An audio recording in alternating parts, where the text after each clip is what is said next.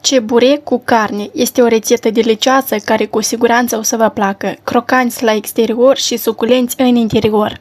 Într-un bol adăugăm apa fierbinte, o linguriță sare, una oțet, o lingură ulei, amestecăm, apoi cernem făina și frământăm un aluat moale și nelipicios. Pentru umplutură am folosit carne tocată, 2 cepe, un pic de apă, sare și piper după gust. Împărțim aluatul în 8 părți egale, formăm biluțe, apoi luăm câte o biluță, o întindem, punem umplutura și formăm ceburecul. Toate gramajele la ingrediente le găsiți în descrierea videoului. Și așa cu o furculiță îi lipim marginea. Le prăjim pe o tigaie bine încinsă cu mai mult ulei pe ambele părți. Și doar uitați cât de bine arată și cât sunt de suculenți în interior. Poftă bună!